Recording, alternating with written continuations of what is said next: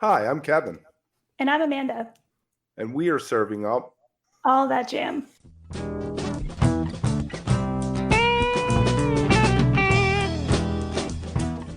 A lighthearted look at the weekend jam bands. Where we break down the jam scene's biggest stories, Talk new bands upcoming tours. and show reviews. A little laughing, some hot takes, and an always positive message for the community. Maggie Rose on songwriting and collaborating. Thank you for this. It's so nice to meet you. It's nice to meet you guys. Thank you for what you do. I love the Yes, show. it's fantastic. So let's jump in with you have something last Friday. This is going to be next week. Yeah.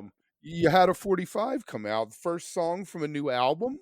Yes. First new music in quite some time. My last release was August 2021 with Have a Seat. And it just felt like such a great lead song from this collection of songs because it's all about confidence and, having, holding some good cards in your hand, which is what I feel like I have with the rest of this album. There you go. And what's the name of it? The song's called Underestimate Me. Nice. And I wrote it with Henry Brill and Chris Galbuta, who are two buddies of mine that I've written a bunch of songs with over the years. But they have become friends, so I get to kind of talk with them about things I run into in the industry. Being a woman, I think everyone gets underestimated in every profession, no matter who you are, what you look like. But it just felt like kind of a fun sort of tongue-in-cheek way to be like, just hang in there, wait to see what I got. Very interesting. Now, did you do a lot of writing on this LP with them, or if they just on this one? I wrote one other song with them that I kind of considered to be the reprise to the whole record, and I wrote a song with just Henry alone that we wrote over a couple months. Actually, that was one of those songs that the majority of it was written after one event, like inspired by a lot of things going on during the pandemic. Right after George Floyd was murdered, and then the song just kind of evolved, and we were adding to it bit by bit after some time transpired.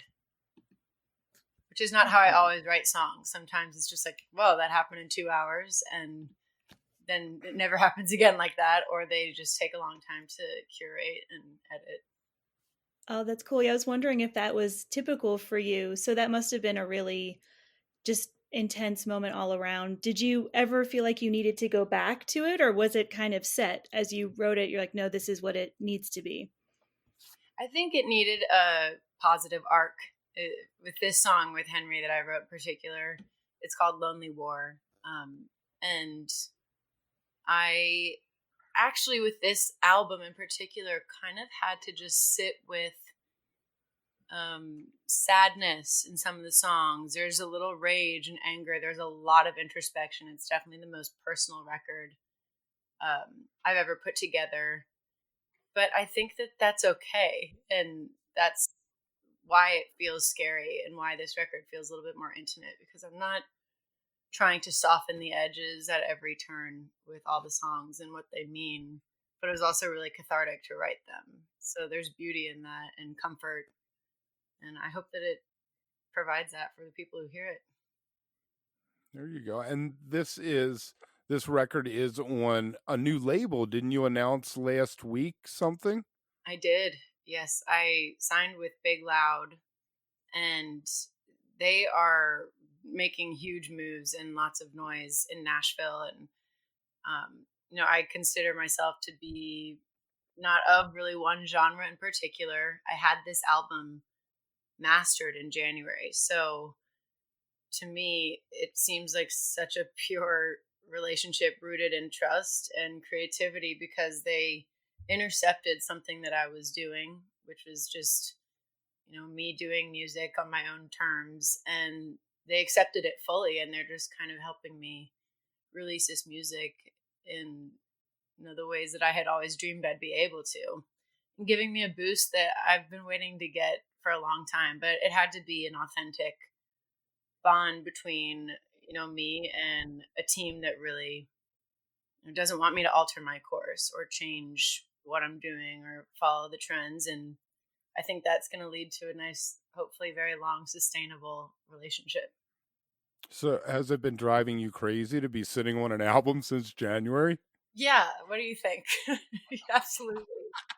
But it's fun now because there's this renewing energy that I'm feeling about all of these songs, because I actually have been able to kind of keep a secret for a while. We do play a lot of these songs live, which is, for me, it's always been such a valuable tool in assembling an album. I want to go road test these songs, and the litmus test is if people are resonating with what we're singing. So there's a few that are unreleased that we've been sharing with everyone. But I've been signed with Big Loud since March, and we just announced last week, as you know. So I've just been over here kind of like, let's go, let's do this. Oh, I I'm already, know. in my mind, I'm already putting together the next album, but I Mhm. guess that's just an indication of how much I like what I'm doing. It's like, all right, on to the next thing. And But they've I'm got happy this music is getting its moment. there's I don't know if I'd call it an imprint, or maybe it's a completely separate label, Songs and Daughters, right? Because I've been reading about that. Mm-hmm. And the genesis for that is really interesting to me. It sounds like maybe those two kind of work in a collaborative sense, but I'm not sure. Are you connected to the Songs and Daughters? I'm not directly, but I'm so all about what they're doing. Nicole Gallion spearheaded this whole imprint. Obviously, it's female forward on who they're signing. Um, and it's celebrating like a niche of what I think is very much country music and what should be celebrated, but more of that female perspective. And that's just another cool sign of Big Loud really wanting to evolve and change. And even though they've had such commercial success, I think this is the time where they can expand and grow and define who they're going to be in the long run. And Big Rock is another imprint that they have, which celebrates a lot of Nashville artists that are definitely left of center and not doing what you typically find on Music Row.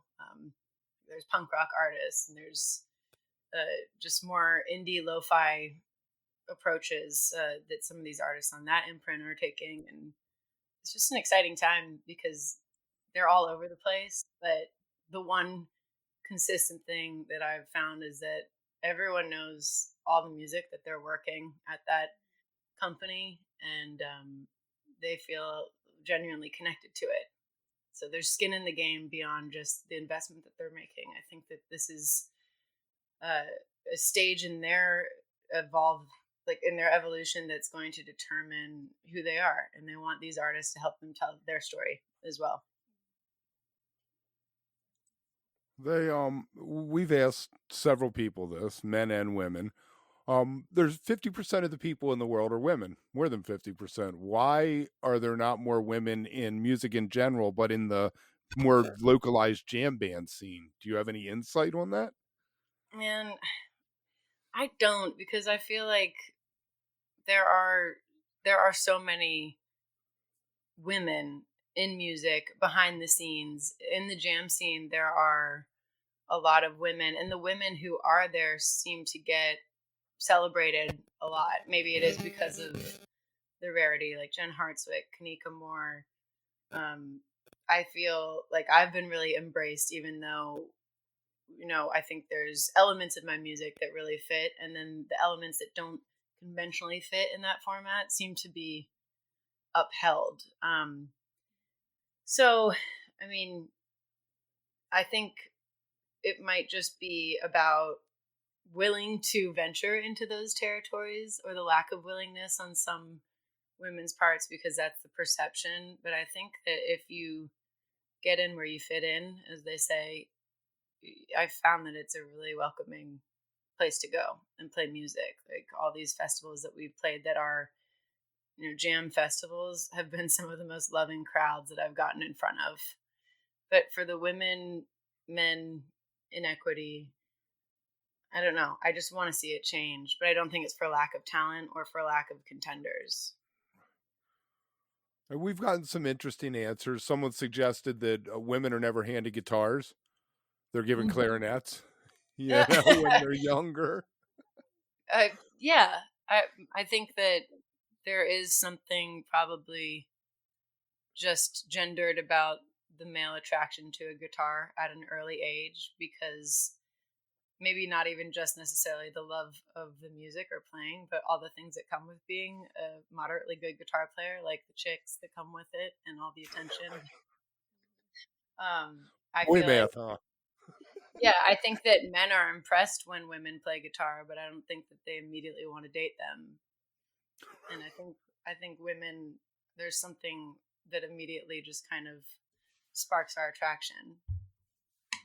And we should change that. We should want to date more female guitar players, and that's what we came here today to say.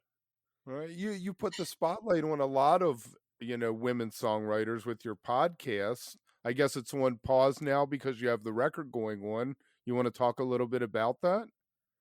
Absolutely. I think the song we put out last week, Underestimate Me, really ties into that podcast in particular. It's called Salute the Songbird, and I interview women in the industry, or anyone who identifies as a woman in the industry, and mostly it's artists, but sometimes it's producers or executives. And I like to end all of our conversations on a positive note, no matter where we've taken the conversation that day. And I conclude with, what's your favorite part about being a woman in the industry? And sadly, and also kind of awesomely observant of my guests, they say, I like to be underestimated. I like that sort of comes with the gig and being a woman in the industry. How many times I've showed up to my own show and they've said, merch is over there, go set up over there. And I'm like, no, I need to sound check for my show. It just sort of sets a stage for you to blow everyone's expectations away. And if the bar is set a little lower than it should be because it's their fault, then you're just all the more impressive. So that sort of fed into the inspiration behind Underestimate Me as well. Mm-hmm. It's thrilling to be underestimated. I love that. I can see that definitely being a theme as I've listened to all the episodes, and I love that you have had Susan back on now for a second time. That's really powerful to be able to hear kind of that continuation of her story and what's happening there. Are there any other patterns that kind of emerge? Because I just think of our conversations that Kevin and I have, and we tend to hear similar things when we ask about, over the years, how has your songwriting changed, or that kind of thing. Or are you feeling like these are really singular people with their own journeys? I'm just curious about that, because you've got really strong and powerful guests that have come on to talk to you.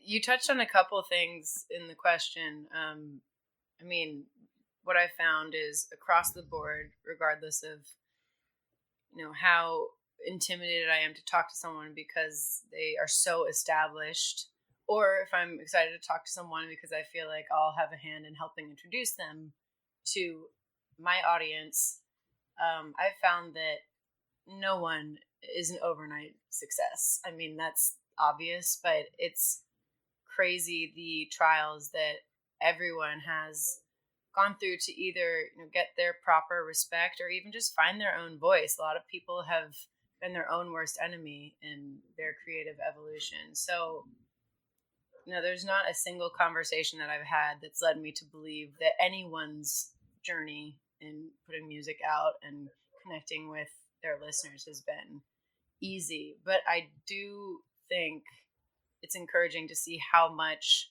all my guests love what they're doing. It feels vocational to everyone that I talk to. So in spite of these trials and tribulations, there's just a devotion to this lifestyle. It's not, for all the glory goes to me and this is why I'm doing this. It's just like I'm attached to this pursuit, and making music is who I am and what I do. That is a beautiful thing to be reassured of with everyone that I talk to.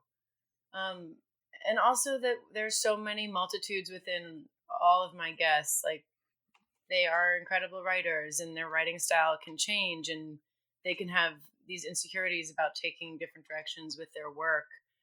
But at the end of the day, I am talking to people who have a million other things going on, and they can be tired that day, or they can have something going on in their family, or be dealing with anything, and they have to take this moment to stop everything and speak to me. And I just really appreciate that they kind of give me the best impression of where they are at that moment in their life, and allow people to see that and hear it. So it's just made me a better musician and a better listener. And I realize that the list is always growing of people that I can talk to. There's just no, I'm not like, gosh, I wish there were more women for me to talk to and have on this podcast. Like, it's overwhelming. And it's also cool to see how many people reach out and are like, you should really talk to so and so, because there's a lot of really great music and artists out there.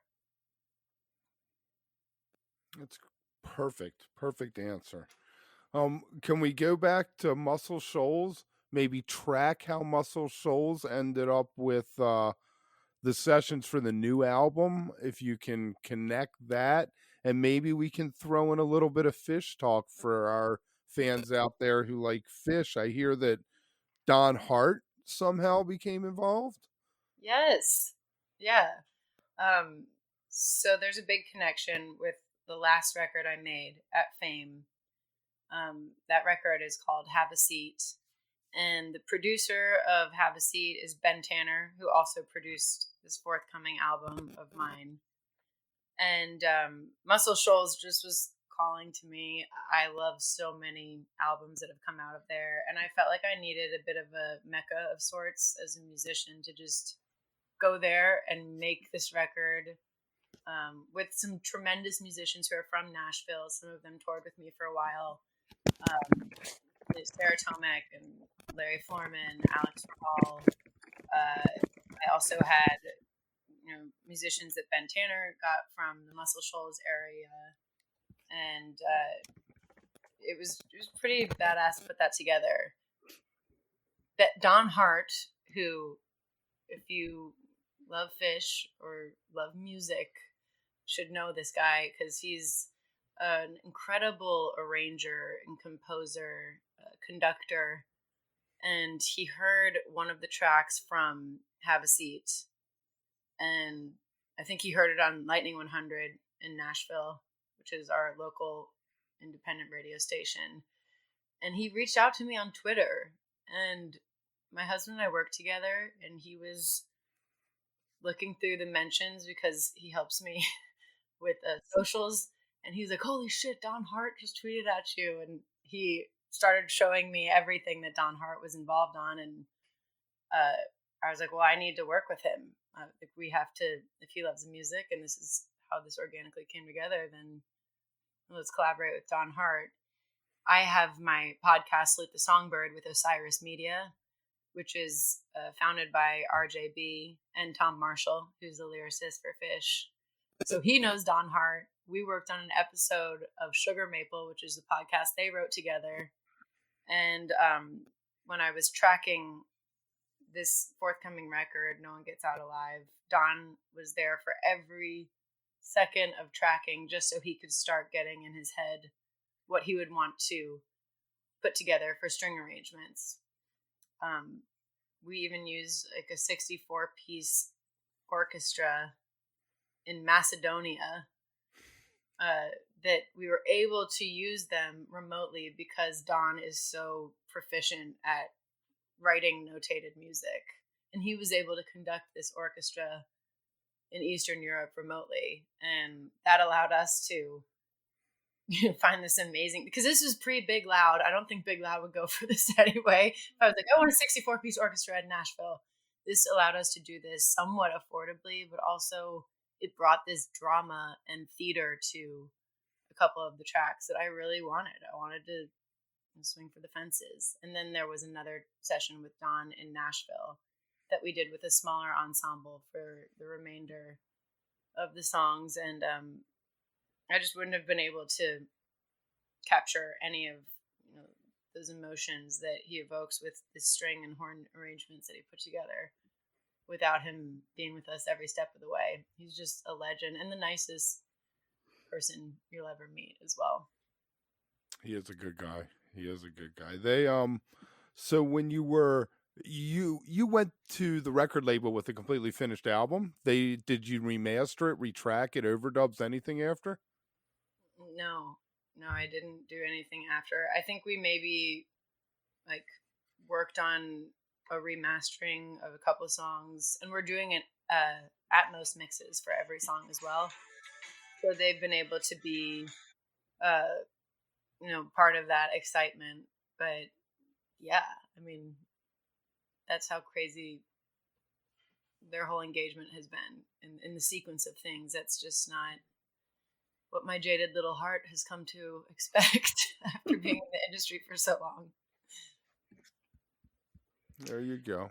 Go ahead, Amanda. Well, thinking of just that kind of relationship, one thing that I love is you have the fan club that's connected to your website, and I've read a little bit about that, and I've seen that here and there, but I definitely don't think that that's a really common thing.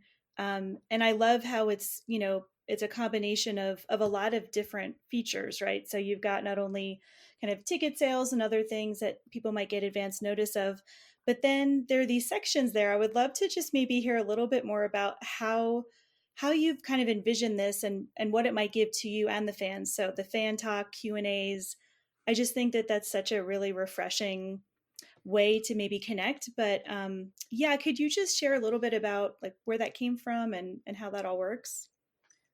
I think I've been very lucky to have some people who've been with me since the very beginning, even when I was making music in a much more traditional country radio approach. I moved here when I was 19, and I've gone through many permutations of bands and labels and outfits of all different sounds and aesthetics, but they've stuck with me nonetheless because there's something that's consistent to them. So I want to give them more insight to what I'm thinking as I'm kind of evolving from one thing to the next. And I think that also the live show helps me sustain a lot of these fans because I want to make sure that regardless of what we're doing, that it comes across live. So we get to see people out on the road a lot. So there's more than just the social media engagement that we do with the fan club. I feel like we really are getting FaceTime with a lot of these people who've been sticking with us. But like, for example, since it's already happened, I can talk about it, but we played the whole album for the fan club with my band after our rehearsals. And we did this over a big Zoom party, and it's awesome to be able to get a chance to really give them an advanced listen and something that is special to them, that's hopefully a return on all the investment of time and money and emotion that they've given us. And I get to show them videos first, and during the pandemic, because I didn't have that tool of getting to perform live and using the crowd as like a gauge on should I put this on a record or not, they were a big resource for me too. I was playing them work tapes or giving them work tapes, like iPhone recordings every Wednesday throughout the pandemic, and getting their feedback on it. So it's definitely a symbiotic relationship, and that's how it should be, because I don't want to make music in a vacuum, and they're like my test group, and they're people who I believe really care and make it worth doing. You have a stripped down band now? You got Caitlin Connor on keys, Kyle Lewis on guitar, Judd Fuller on bass, and Tim Burkhead on drums. Saw some videos from earlier that the band seemed larger. Did you decide to tighten it up? Is it the same band you've played with for a while? Yes. So the band that's with me Caitlin and Kyle have been playing with me for a long time. Caitlin's over 6 years at this point. What you probably saw was when Them Vibes was joining me. So Brother Love and Alex Rahal, who I mentioned from Have a Seat. I've written a bunch of songs with them too. They were touring with me for a long time. They would play a Them Vibe set, and then they would join me for my set. And Alex is a great guitar player. Larry would sing background vocals and play percussion. So it was a nice outfit to travel with for a while. But my touring band is the four that you mentioned. Okay, cool. Now, do you feel it's important to collaborate with a larger pool of artists, or is it a matter of convenience on who I can work with, who makes themselves available? For this record that I have coming out, I definitely kept the list of collaborators shorter than I normally would. I think that was partly just because of the subject matter being more personal. I was sort of circulating these ideas within this small group of people. Chuck Harmony and Claude Kelly are two writers that I have written over 20 songs with. And some of them I anticipate I will release in the future when those songs make sense in the context of the album. But the writing was super focused. I feel proud to say that it always has been, but I used to use more often like the collective we on previous projects because that's what the songs called for. And it was a response to like what was going on with our breakdown in communication in society. And this was more I and a little bit more, just zoomed in on things that I feel like I'm dealing with, but I know other people are as well. So I think that's why I didn't collaborate with as many people across the board. But I love working with other people. We always makes me think of arena rock songs or we songs, and intimate songs or I songs. For sure.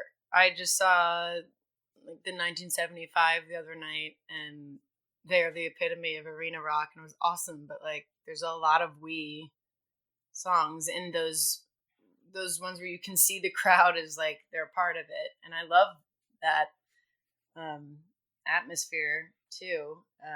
But this song, I listened to a lot of Carole King and a lot of Joni Mitchell and Linda Ronstadt when I was writing these songs. And they're not afraid to kind of get personal and draw from their own experiences and lay it bare. And I've always done that, but maybe dressed it up a little bit differently in previous projects, whereas this time I just kind of tried to say it the first way that I said it. I bet from a crowd perspective too, I wonder if you can feel the difference when you're playing different types of songs. And I'm asking this because last week we did a music listening event here in Denver where I live, and we had artists suggest songs for other musicians to listen to. We had a mix of everything you could imagine, and the one that absolutely had everyone completely quiet was a Tom York song, pretty recent one called Unmade from Suspiria. Tom, a piano, a little bit of like some background kind of white noise that he had just kind of underlying the whole thing, pin drop. And it was amazing to just kind of be on the stage, but looking out and realizing everyone was kind of leaning into it. Can you feel that, from where you are? Is that something that you notice? Absolutely. And like, we know Tom, he can do it all. He can get really loud, but you can also draw people in. And I think, if I zoom way out, this is not my first album. This is my fourth full length that I've done. And I think our live show, I try and mimic this. I want dynamics. We're going to get really loud and energetic, but then there should also be that moment that feels super intimate. And then we have to bring people back up again. And I want to kind of exhaust all those emotions. And I think this album is my point in my set of life, where I'm trying to just get people to lean in a little bit more,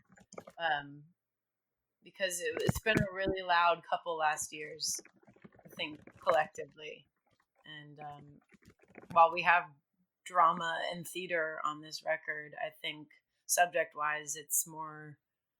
I needed some self-soothing, and I think that people will hopefully be soothed as well hearing that. So how do you balance the vulnerability that's required for songwriting like that with just protecting yourself? When I figure that out, I'll let you know. But my bass player Judd's always telling me to protect my chi, protect your chi, when he can see that I'm getting burnt out a little bit. And I think that my whole life I've been telling myself I'm an extrovert. This is why I chose what I do. But I'm definitely an extrovert introvert, and I have to take quiet moments as well. And I think a lot of performers are. That's where they get all their crazy out, and then they feel like they're getting across all those emotions in that setting, and then they fill up the well again. However, they can manage to do that. I've tried a lot of things to do it, though. Right. Over time, do you feel like your songwriting, it's transformed as you've grown and experienced new things? Do you find yourself revisiting past songs, seeing them in new light? All the time. Especially when you have had a record done, for a couple months like I have, and I'm listening to a lot of these again in the context of a couple months having passed since I wrote them. I mean, one song is I was considering for my record Have a Seat, and that has evolved so much. I think musically I was able to execute it so much better this go around than I would have been. But subject wise, I think that songs are meant to evolve, and you should be gleaning new meaning to them as you carry it with you. I hear you. Amanda had asked you, and you mentioned about George Floyd cultural issues. How do you approach incorporating these themes into your song without sacrificing, I guess, what you'd call the artistic integrity of a lyric? As in, like, often I think political things fall flat in retrospect because they're attached to a single moment. Yeah. Well, this song was definitely catalyzed by all the emotions that moment evoked. I didn't put dates and citations in the song because I want it to be timeless.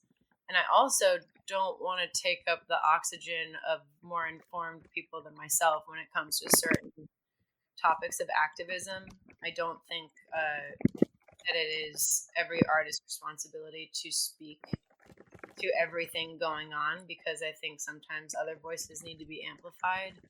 I do think that if anyone wants me to signal which way I believe things should be, then I'll offer my opinion. And I also think that art is inherently political. Art is inspired by what we're all going through, and to tell anyone to like shut up and sing or whatever terrible things people say to artists, it's just unrealistic. We don't live our lives that way. We can't just put confines around things that are meant to blur together and be messy. I feel like sometimes we end up talking about almost maybe the inverse of that, which is sometimes you need to also think about, do I separate the art from the artist? Can I love the art? Well, maybe I'm not fully in agreement or have some challenges with that person. And that's a hard thing to do, but I think for me, that's important also.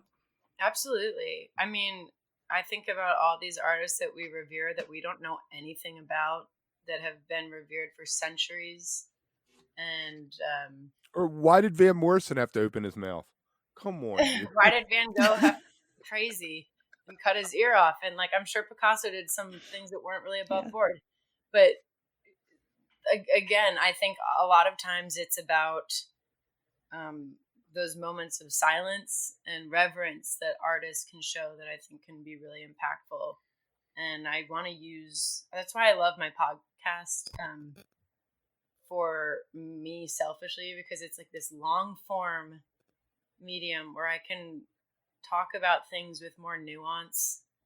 And it just gives a little bit more room for being human and dealing with complicated things and not so hard line. There are many things that I am very hard line about, and on those things that I'm certain of and informed on and feel my values align with, I'm vocal about. But there are other things that I would rather clear the way for more informed people to speak to and then support those people. Mm-hmm. Well, it's even just like for me, context is everything. And you have a forum where you can let people, like you said, open up a little bit to provide some of that, which is so hard to do. I would imagine just in the day to day. I mean, you all are managing marketing, social media, not to mention the work and the art that you create, you know. So I love that you can do that. And that comes through a lot in all of your episodes, a real good kind of a strong care and concern for their perspective, and letting them just explain and really get into, you know, deeper meanings of a lot of the things they do. Thank you, Amanda. Thank you. I think I have to be responsible for what I say outside of my music that's also going to color someone's experience of what that song has meant to them. But also, like, I want people who are in this rapport with me to be good people. And I think that I want there to be empathy there and sensitivity there. So I certainly want to show that to anyone that I'm inviting into my space, either my podcast or my concerts or whatever that be. Mm-hmm.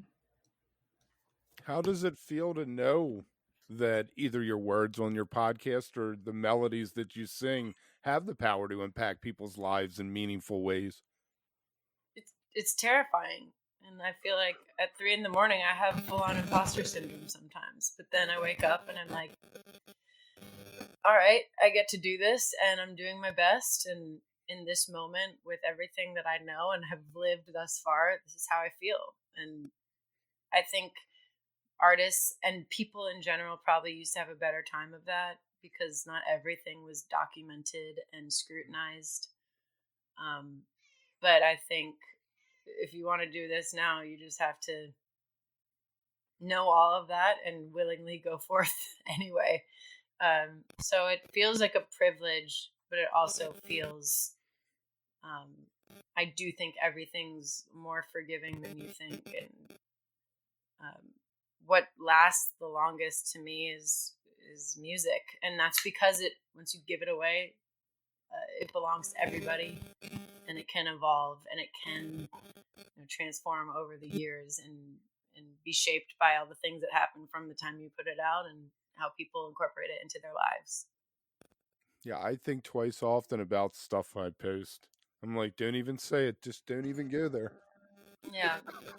But sometimes it's worth it to at least try, to give yourself permission to say the wrong thing or fail or look silly. I say the wrong things. It's just like Stevie Ray Vaughan was not a good guitarist, and then everyone comes after me. Oh, well, you went into that territory. Did you see what Rolling Stone did with the 100 guitarists? Yes, we talked about it. You're just trying to be controversial at this point. It is exactly. I respect the engagement. You're just throwing red meat out to everybody. So, everybody's trying to get those clicks. Yeah. I was like, well, let's just be controversial for the hell of it. So what are the challenges that you find? You're an independent artist. Now you've signed with a label, but for a lot of years you were out there just doing it on your own. What do you find why don't we go with what are the benefits, the pros and cons of being with a record label now? Well, I feel, I don't want to sound so Pollyanna about it, but I feel like I have such a good relationship and mutual understanding of what they expect of me and I expect of them. I'm not brand new to Nashville and, completely like clay in their hands that can be molded. But they are willing to work with that too. So I appreciate their willingness to maybe put up with someone who's going to resist a little bit more just because of, what I've run into with all the experience that I've had. But that's also why I love them. So, and I think just a bigger team, trusting more people, having all these people who are so good at what they do and allowing them to do their jobs is a bit of a challenge for me. I'm like, this is why I have all these resources, is because I don't need to be like so bogged down by all the details and the technical side of what it takes. Like, maybe I don't need to reread the liners on my album 500 times to make sure that like all the grammar is right, because there's someone to help me do that. And that's a small example, but trusting people on the creative too, who are so good at what they do. Just shooting some of these music videos and having this amazing director, Nikki Fletcher, write a treatment that I loved, and just trusting her process. That's hard to do, and it's such a wonderful problem to have. But yeah, I think that's where I'm growing right now, is just, letting go a little bit. Sometimes getting older isn't bad. We learn things, we discover things. Yes, I think it's a privilege to get older. It's true. It is. Yeah.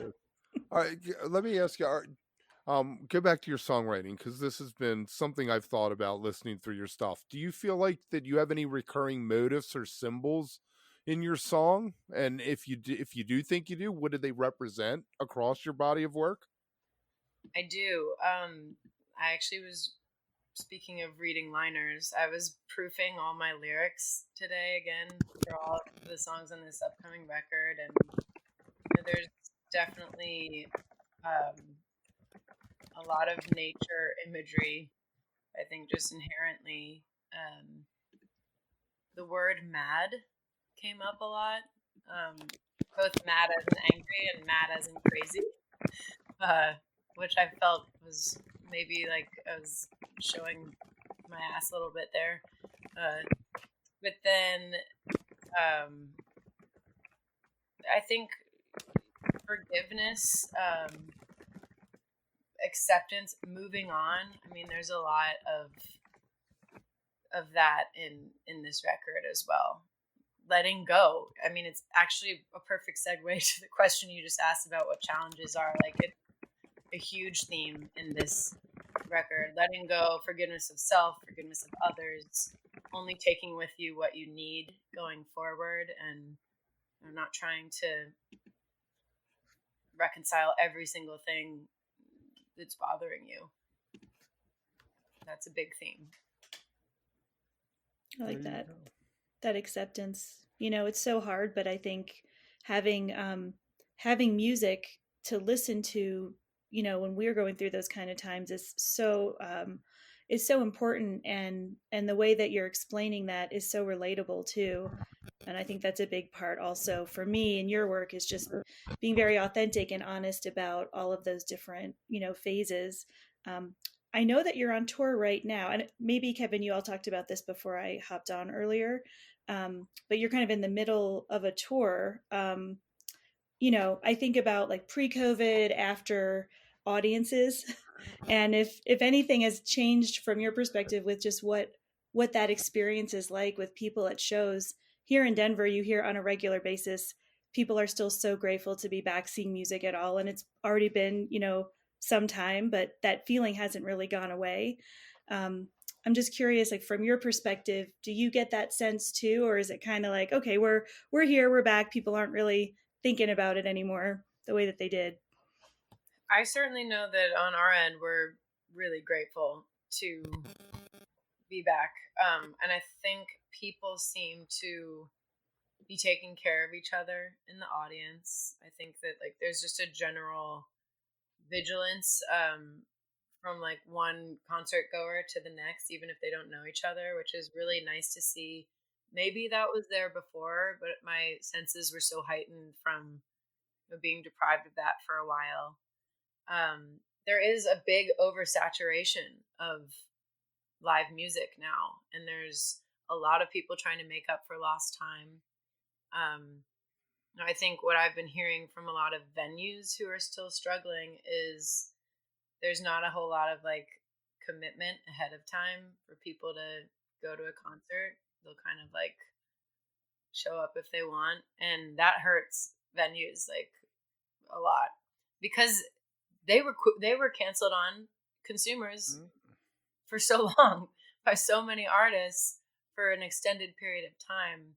So I'm hoping that anticipation of the concert, of just the concert at like your neighborhood club, will come back, because people are certainly dropping a lot of cash for that one arena show that they might go to in the year. But I'd love to see people just really bake that into their lives again, where who's coming, and you'll go out even if it's not like your absolute favorite band, because you want to support your venue.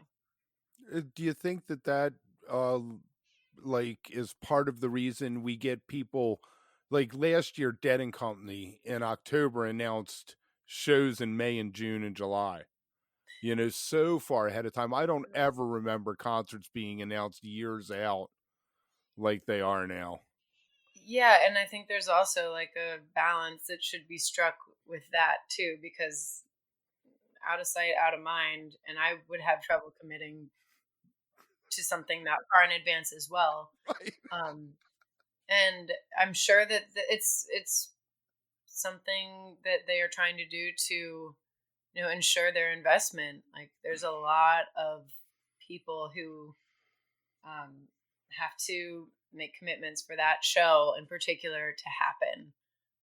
Is it overkill to post 6 months in advance? I think so, but I also feel like a big show like Dead & Co. is going to sell out fast, and a lot of people are going to want to go to that.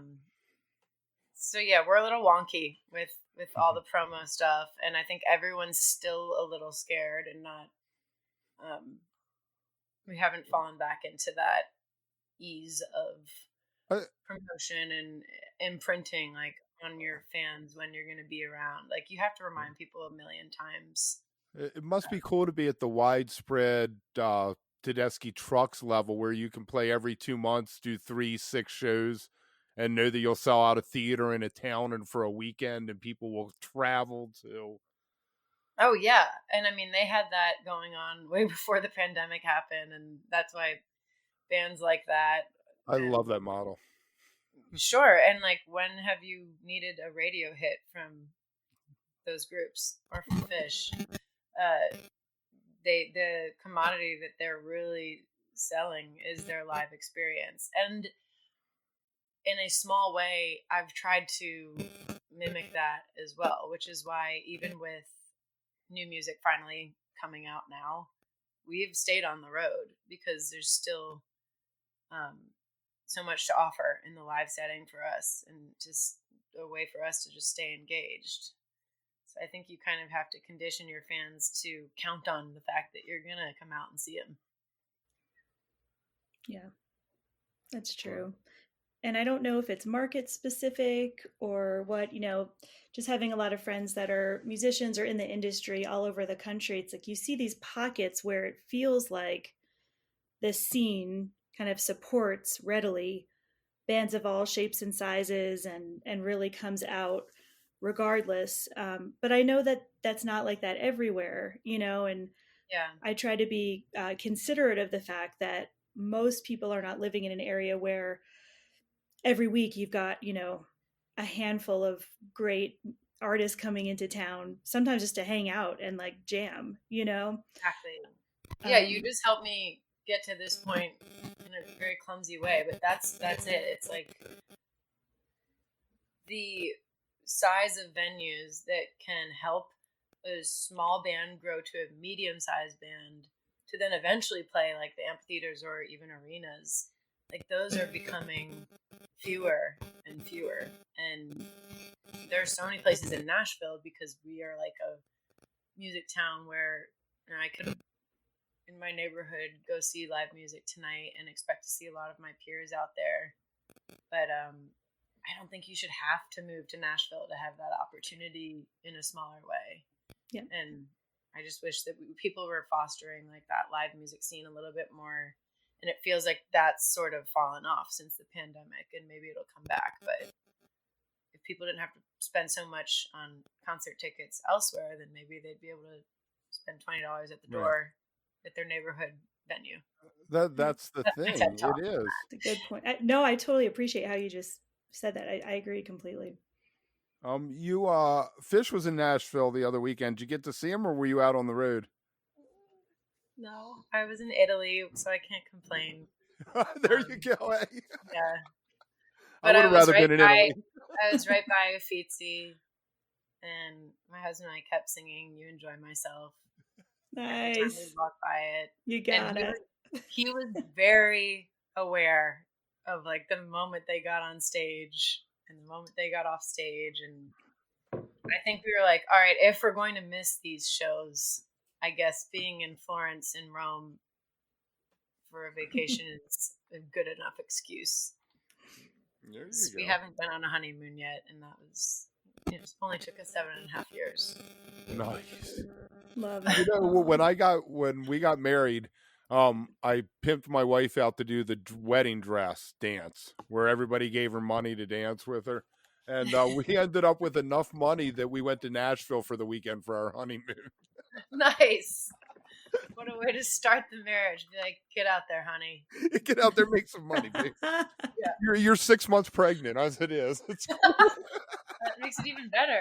That's right. Higher ticket price. Right. Exactly. Oh my God. All right. Why don't we wrap this up here? I just wanted to tell you, let me fanboy on a second. There's a lyric you have, hard to feel high when you're falling from grace. And I just think that is the most fantastic line in a song. Thank you very much. I have to tell you something. That is like one song that my friends Charlotte Sand and John Santana wrote. And I had to cut it because I felt the same way as you. Like I write pretty much everything. And that was one that I was like, I must release that on my own. So, and write through it. So what's it called? Yeah, Saint is the name of it? I couldn't agree more. It's one of my favorite live songs too. It's just a moment in the set that is that Tom York come in really close and listen, and just you carry it through in the performance. Intimacy. Thank you so much. It's I feel really honored to have made it our own. And I've written with those guys some of the songs on this upcoming record as well. So I appreciate that. It's beautiful. It's beautiful. I love it. I can't wait to see what's going to happen with this. Are you lining up any festivals for next year? You trying to get back to Peach or anything? I'm always trying to get back to Peach. We've been lucky enough to play there a couple times. I'm on this tour with St. Paul and the Broken Bones, and then we have this new music coming out, and I think this will be the year of the festivals for us because of that. We've been kind of holding off on the major markets because we've been waiting to get this new music out. So we're going to be busy this year and coming to a town near you. So the album pushes the tour instead of the tour pushing the album? I don't know which hand shakes which, but the chicken or the egg. I feel like we've just been out for a while, but I think having the St. Paul tour and being able to announce what's to come is helping us create some anticipation. Fantastic. You got anything, Amanda? I feel like we covered so much ground. I just wanted to thank you for your time. I love what you do, and I think that yeah, this album, I'm so excited for it to get here, and just thank you for taking the time to talk with us today. Yeah, Thank you. so glad lyrics are back. I am Yes. I'm a lyrics guy, and I listen to jam band music, which is an oxymoron most of the time. So Hey, we need it all. We need all of it. That's right. If you are enjoying All That Jam, please like and subscribe to our social media channels at All That Jam Pod on Twitter, Instagram, and Facebook, or visit our website, allthatjampod.com. Make sure to sign up for our email list and tune in every week for new episodes. also look for full interviews on our YouTube channel. And remember, stay beautiful, but don't stay underground too long.